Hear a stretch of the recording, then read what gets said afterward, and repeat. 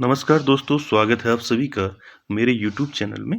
तो दोस्तों, आज की जो सुपरफास्ट क्लास है, इसमें हम बात करेंगे जनरल साइंस के 100 क्वेश्चनों के बारे में, जो ऐसे क्वेश्चन हैं जो आपकी परीक्षाओं में आपको देखने को मिलेंगे और उम्मीद है कि आप और आपका परिवार बेहतरीन और उम्दा होगा। चलिए स्टार्ट करते हैं आज की वीडियो। तो आज की वीडियो का पहला क्वेश्चन है, पहला क्वेश्चन क्या है आज की वीडियो का? देखिए, पहला क्वेश्चन है कि जो स्वर्गीय पिंडों के अध्ययन को हम क्या कहते हैं, यानी कि जो पिंड हैं, पिंडों का अध्ययन क्या कहलाता है, उसको बोलते हैं खगोल विज्ञान। ठीक। और नेक्स्ट क्वेश्चन देखिए, जीवाणुओं और उनसे होने वाले रोगों के अध्ययन को क्या कहते हैं? जीवाणु विज्ञान कहते हैं। ठीक। अगला देखते हैं क्वेश्चन नंबर 3, मानव जाति की उत्पत्ति और विकास से संबंधित विज्ञान को क्या कहते हैं? नृ विज्ञान कहते हैं। ठीक है। क्वेश्चन थोड़ा फास्ट रहेगी, क्योंकि इसमें अगर मैं ज़्यादा टाइम इसमें लगेगा तो काफ़ी लंबी आपकी वीडियो हो जाएगी, इसलिए जो है आप इसको देख सकते हैं स्लो करके। ठीक। आगे नेक्स्ट क्वेश्चन है क्वेश्चन नंबर 4, कोशिकाओं का अध्ययन कहलाता है कोशिका विज्ञान। ठीक। आगे चलते हैं क्वेश्चन नंबर 5 पर, हृदय के कार्यों और रोगों से संबंधित विज्ञान को क्या कहा जाता है? कार्डियोलॉजी कहा जाता है। ठीक है, क्या कहा जाता है? कार्डियोलॉजी। ठीक। अगला चलते हैं क्वेश्चन नंबर 6। क्वेश्चन नंबर 6 क्या है? देखिए, त्वचा का अध्ययन कहलाता है तो आपका त्वचा विज्ञान। ठीक। क्वेश्चन नंबर 7 है, रक्त वाहिका प्रणाली के अध्ययन को क्या कहा जाता है? एंजियोलॉजी कहा जाता है। ठीक है, क्या कहा जाता है? एंजियोलॉजी। ठीक। आगे चलते हैं, क्वेश्चन नंबर 8 है आपका,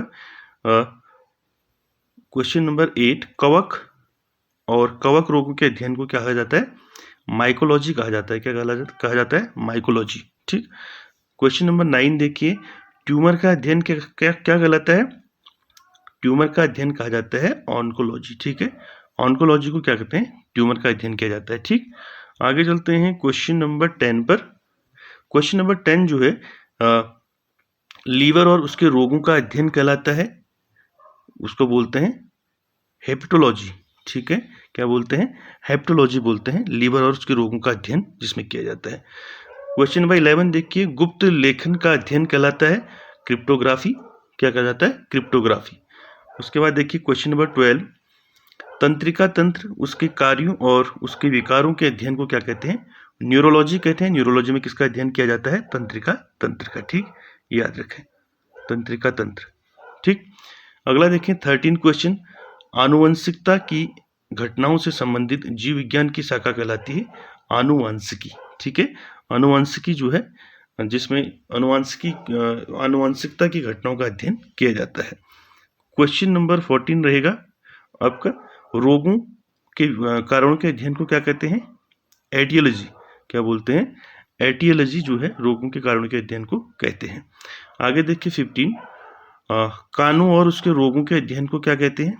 ओटोलॉजी। क्या बोलते हैं? ओटोलॉजी में किसका अध्ययन, ऐसे भी क्वेश्चन पूछा जा सकता है कि ओटोलॉजी में किसका अध्ययन किया जाता है, तो कानों और उसके रोगों का अध्ययन जो है ओटोलॉजी में किया जाता है। आगे चलते हैं क्वेश्चन नंबर 16, पृथ्वी की स्थिति और संरचना के अध्ययन को क्या कहा जाता है? भूविज्ञान कहा जाता है। क्या कहा जाता है? भूविज्ञान। आगे चलते हैं 17, किडनी और उसके कार्यों के अध्ययन को क्या कहा जाता है? नेफ्रोलॉजी। ठीक है, क्या कहते हैं? नेफ्रोलॉजी। ऐसे भी क्वेश्चन पूछ सकते हैं कि नेफ्रोलॉजी में किसका अध्ययन किया जाता है? किडनी और उसके कार्यों का। ठीक। 18 देखिए, विषाणुओं का अध्ययन कहलाता है। अब विषाणु का अध्ययन क्या कहलाता है? देखिए, वायरोलॉजी कहा जाता है विषाणुओं के अध्ययन को। ठीक। आगे चलते हैं क्वेश्चन नंबर 19 क्या है आपका? देखिए, पक्षियों का अध्ययन कहलाता है पक्षी विज्ञान। ठीक है, क्या कहलाता है? पक्षी विज्ञान। और 20 वाला देखिए, जीवाश्मों का अध्ययन क्या कहलाता है? जिसमें जीवाश्मों का अध्ययन किया जाता है पेलियोंटोलॉजी। क्या कहलाता है? पेलियोंटोलॉजी। ठीक है, पेलियोंटोलॉजी जो है जीवाश्मों का अध्ययन कहलाता है। आगे चलते हैं क्वेश्चन नंबर 21 पर, और हड्डियों का अध्ययन कहलाता है आपका अस्थि विज्ञान। ठीक है, जिसमें हड्डियों का अस्थि से ही समझ गए होगे आप। ठीक है, अस्थि से ही समझ गए होगे, जिसका मतलब होता है हड्डी, यानी कि हड्डियों का अध्ययन अस्थि विज्ञान कहलाता है। आगे चलते 22, मृदा यानी कि मिट्टी का अध्ययन कहलाता है पेडोलॉजी। ठीक है, पेडोलॉजी किसका अध्ययन कहलाता है? मृदा का अध्ययन, यानी कि मिट्टी का जो अध्ययन है उसको बोलते हैं पेडोलॉजी। आगे चलते हैं 23 है, देखिए मूत्र प्रणाली से संबंधित विज्ञान की शाखा कहलाती है न्यूरोलॉजी। ठीक है, आगे देखिए 24, विटामिन में कोबाल्ट होता है, यानी कि कौन से विटामिन में कोबाल्ट होता है? वो होता है विटामिन B12। ठीक है, B12 जो विटामिन होता है कोबाल्ट जिसको हम बोलते हैं, इसका प्रयोग जो है किस में किया जाता है? इसका प्रयोग कैंसर के इलाज में भी किया जाता है। ठीक है, कैंसर के इलाज में भी ये प्रयुक्त होता है कोबाल्ट, विटामिन B12 जिसको हम कोबाल्ट बोलते हैं। ठीक, आगे चलते हैं क्वेश्चन नंबर 25, कोशिका का पावर हाउस किसे कहा जाता है? बहुत ही इंपॉर्टेंट क्वेश्चन है आपका, इसको मार्क कर लें। कोशिका का पावर हाउस कहते हैं माइटोकॉन्ड्रिया को। ठीक है, माइटोकॉन्ड्रिया को जो है कोशिका का पावर हाउस कहा जाता है, ये कई बार परीक्षाओं में पूछा गया है। आगे देखिए, उसके बाद देखिए लाल रक्त कणिकाओं का निर्माण हमारे शरीर के किस भाग में होता है? तो ध्यान देने योग्य बात है, ये बहुत ही इंपॉर्टेंट क्वेश्चन है आपका 26 वाला। जो लाल रक्त कणिकाएं हैं, ध्यान से देखिए, RBC जिसे बोलते हैं। ठीक है, ठीक, RBC लाल रक्त कणिकाएं जो है हमारे शरीर के अस्थि मज्जा यानी कि बोन मैरो में जो है इसका निर्माण होता है RBC का। ठीक है, उसके बाद देखिए 27, राष्ट्रीय विज्ञान दिवस इंपॉर्टेंट है, कब मनाते हैं? 28 फरवरी को। वेरी वेरी इंपॉर्टेंट, ये काफ़ी इंपॉर्टेंट है, मोस्ट इंपॉर्टेंट कर लें इसको। उसके बाद देखिए आगे 28, ये भी इंपॉर्टेंट है, ब्लड प्रेशर मापने के लिए किस यंत्र का प्रयोग किया जाता है? यानी कि ब्लड प्रेशर मापने के लिए स्पिग्मोमैनोमीटर देखा होगा आपने। ठीक है, स्पिग्मोमैनोमीटर का प्रयोग किया जाता है ब्लड प्रेशर को मापने के लिए। आगे चलते हैं क्वेश्चन नंबर 29, नेत्रदान में नेत्र के किस भाग का दान किया जाता है? तो कोई भी अगर नेत्रदान करता है तो नेत्र का कौन सा भाग उसमें दान किया जाता है? वो है कॉर्निया। ठीक है, कॉर्निया जो है इसका नेत्रदान में नेत्र का इस भाग का ही जो है दान किया जाता है, कोई भी अगर नेत्रदान करता है तो कॉर्निया। ठीक है, याद रखें। उसके बाद देखें अगला, संक्रमण यानी कि प्रतिरक्षा के खिलाफ शरीर के प्रतिरोध के अध्ययन को क्या कहते हैं? इम्यूनोलॉजी। क्या बोलते हैं? इम्यूनिटी से बना है। ठीक है, इम्यूनोलॉजी। ठीक, आगे चलते हैं 31 पर। 31 है, मांसपेशियों में किस अम्ल के एकत्रित होने से थकावट आती है? यानी कि मांसपेशियों में किस अम्ल के एकत्रित होने से थकावट आती है? वो है आपका लैक्टिक अम्ल। क्या है? लैक्टिक अम्ल। आगे चलते हैं, अंगूर में कौन सा अम्ल पाया जाता है? अंगूर तो सभी लोग खाते हैं, तो उसमें कौन सा अम्ल होता है? वो उसमें होता है आपका टार्टिक अम्ल। कौन सा अम्ल होता है? टार्टिक अम्ल। आगे चलते हैं क्वेश्चन नंबर 33, कैंसर संबंधी रोगों का अध्ययन क्या कहलाता है? यानी कि जिसमें कैंसर संबंधी रोगों का अध्ययन किया जाता है उसको बोलते हैं ऑर्गेनोलॉजी। क्या बोलते हैं? ऑर्गेनोलॉजी। आगे देखते 34, मानव शरीर में सबसे लंबी कोशिका कौन सी होती है? बहुत ही इंपॉर्टेंट है, मानव शरीर में सबसे लंबी कोशिका, वेरी इंपॉर्टेंट कर लें इसको।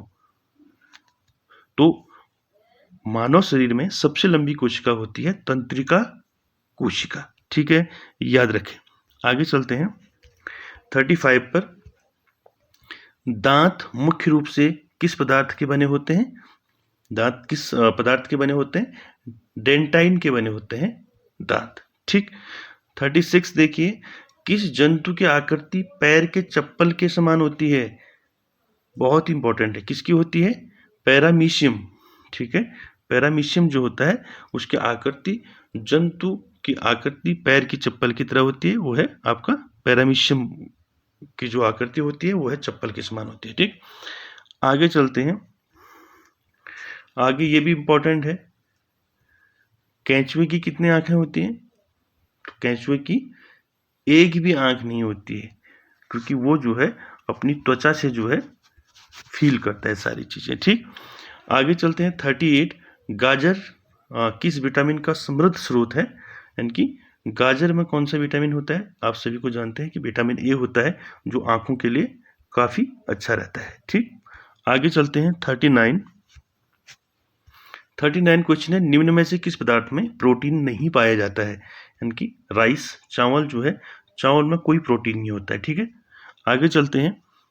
क्वेश्चन नंबर 40, मानव का मस्तिष्क लगभग कितने ग्राम का होता है?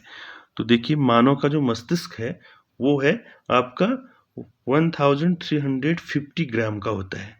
ठीक है, यानी कि आप समझ लो 1 किलो से ऊपर ऊपर समझ लो, 1.5 किलो से थोड़ा कम। ठीक, उसके बाद देखिए आगे 41, रक्त में पाई जाने वाली धातु। रक्त में कौन सी धातु पाई जाती है? लोहा, आयरन पाया जाता है। ठीक है, उसके बाद देखिए अगला 42, किउड़न का उदाहरण है। आंसर है दूध का खट्टा होना, खाने की ब्रेड का बनना और गीले आटे का खट्टा होना। ठीक, ये कारण है किसके? किउड़न के उदाहरण है। ठीक, आगे चलते हैं 43 में, निम्न में से कौन सा आहार मानव शरीर में नए ऊतकों की वृद्धि के लिए पोषक तत्व प्रदान करता है? वो है आपका पनीर। ठीक है, निम्न में कौन सा आहार मानव शरीर में नए ऊतकों में वृद्धि के लिए पोषक तत्व प्रदान करता है? वो है आपका पनीर। उसका अगला देखिए, इसके बाद 44 क्वेश्चन जो है आपका, निम्न में से कौन एक उड़ने वाली छिपकली है? उसको बोलते हैं ड्रेको। ड्रेको जो है एक उड़ने वाली छिपकली है। तो दोस्तों बने रहिए, वीडियो के लास्ट तक बने रहें, और काफ़ी इंपॉर्टेंट क्वेश्चन आगे भी हैं। और क्वेश्चन नंबर 45 देखिए, घोंसला बनाने वाला एकमात्र सांप कौन सा है? वो है आपका किंग कोबरा। आगे चलते हैं 46 पर, भारत में पाई जाने वाली सबसे बड़ी मछली कौन सी है? व्हेल शार्क जो है भारत में पाई जाने वाली सबसे बड़ी मछली है। आगे चलते हैं 47, दालें किसका एक अच्छा स्रोत है? आप जानते हैं प्रोटीन प्रचुर मात्रा में होता है दालों में। ठीक है, प्रचुर मात्रा में प्रोटीन पाया जाता है दालों में। आगे चलते हैं, देसी घी में सुगंध क्यों आती है? इसके पीछे रीजन क्या है? रीजन ये है कि डाई एसिटिल के कारण जो है देसी घी में जो है सुगंध आती है। ठीक, 49 देखिए, इंद्रधनुष में किस रंग का विक्षेपण सबसे अधिक होता है? वो है आपका लाल रंग। ठीक है, आगे चलते हैं क्वेश्चन नंबर 50 क्वेश्चन नंबर क्या है? टेलीविजन का आविष्कार किसने किया था? वो किया था J.L. बेयर्ड ने जो है टेलीविजन का आविष्कार किया था। ठीक, 50 क्वेश्चन हो गया। अब 50 आपके रहे हैं, लास्ट तक बने रहे। 51 देखिए, हीरा चमकदार क्यों दिखाई देता है? हीरा चमकदार इसलिए दिखाई देता है क्योंकि सामूहिक जो आंतरिक परावर्तन के कारण जो है हीरा चमकदार दिखाई देता है। आगे चलते हैं, ये भी इंपॉर्टेंट है, कई बार परीक्षाओं में पूछा गया है। गोबर गैस में मुख्य रूप से क्या पाया जाता है? मीथेन पाया जाता है मुख्य रूप से गोबर गैस में। उसके बाद 53 देखिए, दूध की शुद्धता का मापक किस यंत्र से किया जाता है? ये भी बहुत ही इंपॉर्टेंट है। दूध की शुद्धता का मापन किससे किया जाता है? लैक्टोमीटर से किया जाता है दूध की शुद्धता का मापन। आगे चलते हैं 54 पर। 54 क्वेश्चन है आपका, पृथ्वी पर सबसे अधिक मात्रा में पाए जाने वाला धातु तत्व कौन सा है? वो है आपका एल्यूमिनियम। ठीक है, एल्यूमिनियम जो है पृथ्वी पर सबसे अधिक मात्रा में पाया जाता है। आगे चलते हैं 55, मोती मुख्य रूप से किस पदार्थ का बना होता है? वो बना होता है कैल्शियम कार्बोनेट का, यानी कि कैल्शियम कार्बोनेट का बना होता है मोती। ठीक, आगे चलते हैं 56 क्वेश्चन नंबर 56 में देखिए, मानव शरीर में सबसे अधिक मात्रा में कौन सा तत्व पाया जाता है? ऑक्सीजन पाया जाता है। ठीक, सभी जानते हैं। उसके बाद देखिए 57, किस प्रकार के ऊतक शरीर के सुरक्षा कवच का कार्य करते हैं? किस प्रकार के ऊतक होते हैं? एपिथेलियम ऊतक जो होते हैं ये एक सुरक्षा कवच के रूप में कार्य करते हैं। आगे चलते हैं 58, मनुष्य ने सर्वप्रथम किस जंतु को अपना पालतू बनाया? किसको बनाया? कुत्ता, यानी कि डॉग को सबसे पहले पालतू बनाया मनुष्य ने। आगे चलते हैं 59, किस वैज्ञानिक ने सर्वप्रथम जो है बर्फ के दो टुकड़ों को आपस में घिसकर पिघला दिया? वो आपके वैज्ञानिक थे डेवी। ठीक है, याद रखें। उसके बाद आगे देखिए गुब्बारों में कौन सी गैस प्रयोग होता है? गुब्बारों में कौन सी गैस का प्रयोग किया जाता है? हीलियम गैस का प्रयोग किया जाता है, क्योंकि ये गैस क्या होती है? हल्की होती है। ठीक, उसके बाद देखिए अगला क्वेश्चन, लाल रक्त कण रेड ब्लड सेल्स का निर्माण होता है, यानी कि जो मैंने बताया था आपको आरबीसी, ठीक है, किसमें होता है? अस्थि मज्जा में होता है। ठीक है, बोन मैरो में। ठीक, आगे चलते हैं 62, लाल रक्त कण का जीवन काल, यानी कि आरबीसी का जो जीवन काल होता है वो होता है 120 दिन। ठीक, 120 दिन होता है। ठीक, आगे चलते हैं। अब आ गया आपका WBC, यानी कि व्हाइट ब्लड सेल्स, यानी कि श्वेत रक्त कण का जीवन काल होता है 1 से 4 दिन। 1 से 4 दिन जो है किसका जीवन काल होता है? WBC, यानी कि व्हाइट ब्लड सेल्स। आगे चलते हैं और याद रखें WBC का जीवन काल जो है 1 से 4 दिन। ठीक है, और वैसे ही आरबीसी का कितना था जीवन काल? 120 दिन। ठीक है, याद रखें। आगे चलते हैं, श्वेत कण रक्त कण को कहा जाता है ल्यूकोसाइट, कहा जाता है किसको? ल्यूकोसाइट किसको कहते हैं? WBC को, याद रखें। ठीक, आगे चलते हैं 65, लाल रक्त कण को कहा जाता है, यानी कि आरबीसी को क्या कहते हैं? आरबीसी को क्या कहते हैं? एरिथ्रोसाइट। क्या कहते हैं? एरिथ्रोसाइट। किसको बोलते हैं? आरबीसी को। ठीक है, याद रखें। आगे चलते हैं, शरीर का ताप नियंत्रक होता है, क्या होता है शरीर का ताप नियंत्रक? हाइपोथैलेमस ग्रंथि होती है जो शरीर का ताप नियंत्रक होती है। ठीक, आगे चलते हैं 66, मनुष्य की सर्वदाता रक्त समूह, यूनिवर्सल डोनर, ये काफी इंपॉर्टेंट है, जानते होंगे आप। यूनिवर्सल डोनर क्या है आपका? कौन सा ब्लड ग्रुप है? ओ ब्लड ग्रुप है। ठीक है, यानी कि यूनिवर्सल डोनर मतलब ये हर किसी को जो है अपना ब्लड दे सकते हैं लेकिन ले नहीं सकते हैं। ठीक, इसलिए इनको क्या बोलते हैं? यूनिवर्सल डोनर बोलते हैं। यूनिवर्सल डोनर कौन से ग्रुप को बोलते हैं? आपका ब्लड ग्रुप ओ होता है। ठीक, आगे चलते हैं। फिर आ गया मनुष्य की सर्वग्राही रक्त समूह, कौन सा है? AB। ठीक है, ये रक्त समूह क्या है? सर्वग्राही है, यानी कि ये खून जो है, ब्लड जो है ले सकता है। ठीक है, सभी का, सर्वग्राही। ठीक, आगे चलते हैं, रक्तचाप ब्लड प्रेशर मापने के यंत्र को क्या बोलते हैं? अभी बताया था मैंने आपको, स्पिग्मोमैनोमीटर। ठीक, आगे चलते हैं, क्वेश्चन नंबर 69, ब्लड बैंक क्या कहलाता है? प्लीहा। ठीक है, ब्लड बैंक को प्लीहा कहते हैं। ठीक है, आगे चलते हैं 70, भोजन का पाचन प्रारंभ होता है आपका मुख से। और नेक्स्ट देखिए 71, पित्त या स्त्रावित, यानी कि पित्त स्त्रावित होता है यकृत, लीवर द्वारा। ठीक है, आगे चलते हैं, विटामिन ए संचित होता है, किसमें होता है संचित? विटामिन ए यकृत में संचित होता है।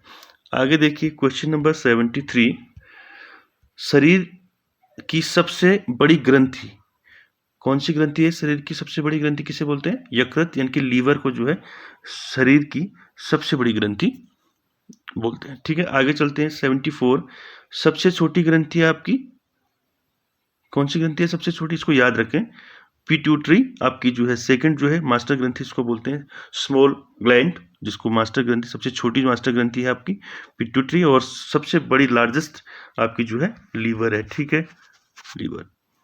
नेक्स्ट चलते हैं 75 पर, मनुष्य की पसलियां या मनुष्य की जो पसलियों की संख्या कितनी होती है? 12 जोड़ी होती है, यानी कि 24। ठीक, मनुष्य में पसलियां कितनी होती हैं? 12 जोड़ी होती हैं। ऐसे भी पूछ सकता है जोड़ी में और नंबर में भी पूछ सकता है, तो 12 जोड़ी यानी कि 24 हो गए। ठीक, आगे चलते हैं क्वेश्चन नंबर 76 पर, शरीर में हड्डियों की कुल संख्या 206 होती है, आपको सभी को पता है। 77 देखिए, शरीर में मांसपेशियों की कुल संख्या कितनी होती है? मांसपेशियों की 639। आगे चलते हैं 78 पर, लार में पाए जाने वाला एंजाइम होता है, लार में कौन सा एंजाइम पाया जाता है? टाइलिन। कौन सा? टाइलिन एंजाइम पाया जाता है लार में। उसके बाद देखिए अगला 79, लिंग निर्धारण कहाँ से होता है? वो होता है पुरुष क्रोमोसोम्स, यानी कि पुरुष के क्रोमोसोम्स पर जो है लिंग का निर्धारण होता है। ठीक है। उसके बाद देखिए अगला, मनुष्य का हृदय होता है 4 कोष्ठी जो है मनुष्य का हृदय होता है। उसके बाद देखिए शरीर में गुणसूत्रों की संख्या पाई जाती है। आपको पता है, आपने पढ़ा होगा गुणसूत्र कितने होते हैं? 23 जोड़े होते हैं। ठीक है, 23 जोड़े होते हैं। ठीक, यानी कि 46। आगे देखिए शरीर का सबसे बड़ा अंग यानी कि लार्जेस्ट ऑर्गन जो है क्या होता है? त्वचा। ठीक है, स्किन। आगे चलते हैं, शरीर की सबसे बड़ी कोशिका तंत्रिका तंत्र, अभी आया था क्वेश्चन 84। देखिए विषाणुओं का अध्ययन क्या कहला जाता है? ये भी अब क्वेश्चन आया था पहले, वायरोलॉजी कहते हैं विषाणुओं का अध्ययन। ठीक है। उसके बाद देखिए संक्रमण प्रतिरक्षा, ये भी आया था क्वेश्चन ऊपर। ठीक है, रिपीट हो गया क्वेश्चन, कोई नहीं, देख लें इसको। ठीक है, संक्रमण प्रतिरक्षा के खिलाफ शरीर के प्रतिरोध के अध्ययन को क्या कहा जाता है? इम्यूनोलॉजी कहा जाता है। ठीक है। 86 देखिए मांसपेशियों के अध्ययन को क्या कहते हैं?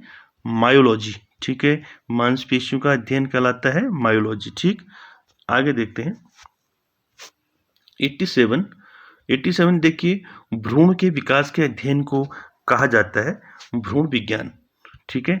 उसके बाद देखिए कीड़ों के अध्ययन को कीट विज्ञान, सभी जानते हैं। 89 को देखिए महिला प्रजनन प्रणाली के अध्ययन को क्या कहा जाता है? स्त्री रोग। ठीक, उसके बाद देखिए 90 क्वेश्चन, लेजर का उपयोग करके त्रिआयामी छवि के उत्पादन के अध्ययन को क्या कहते हैं? होलोग्राफी। क्या बोलते हैं? होलोग्राफी। आगे चलते हैं, अब कुछ मात्रक से संबंधित क्वेश्चन आएंगे आपके लास्ट तक। देखिए शक्ति का मात्रक क्या है? वॉट। ठीक है, वाट जो है शक्ति का मात्रक होता है। बल का मात्रक न्यूटन, सभी जानते हैं।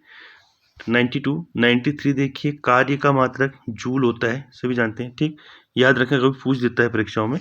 ठीक, उसके बाद देखिए 94 क्वेश्चन नंबर 94 देखिए चालक की वैद्युत प्रतिरोधकता की मात्रक कौन है? इसका ओम मीटर जो होता है वैद्युत प्रतिरोधकता का मात्रक है। ठीक, आगे चलते हैं प्रकाश वर्ष, ये काफी इंपॉर्टेंट है। प्रकाश वर्ष से कंफ्यूज मत हो। ठीक है, प्रकाश वर्ष जो है इकाई है आपकी दूरी की, यानी कि इससे खगोलीय दूरी मापी जाती है प्रकाश वर्ष से। ठीक है। उसके बाद देखिए 96 पारसेक किसका मात्रक है? ये भी दूरी का ही मात्रक है। ठीक, आगे चलते हैं 96 एम्पियर। 96 वाला क्वेश्चन देखिए, एम्पियर मापने की इकाई है, करंट को मापते हैं आपके एम्पियर में। ठीक है। उसके बाद देखिए 98 त्वरण का मात्रक क्या है? मीटर प्रति सेकंड स्क्वायर। ठीक है, ये किसका मात्रक है? त्वरण का। आगे देखिए 99 देखिए आवेश का मात्रक है न्यूटन प्रति सेकंड या कूलाम जिसको बोलते हैं, वो आवेश का मात्रक है। ठीक, लास्ट आज का क्वेश्चन नंबर 100, ऊष्मा का मात्रक क्या होता है? कैलोरी। ठीक है, क्या होता है? कैलोरी। तो ये है दोस्तों आज का कुछ इंपॉर्टेंट आपकी जनरल साइंस के क्वेश्चन, और आई होप आप सभी को समझ में आ गया होगा। और वीडियो अच्छा लगे तो लाइक, शेयर, कमेंट, सब्सक्राइब जरूर कीजिएगा। Thank you very much.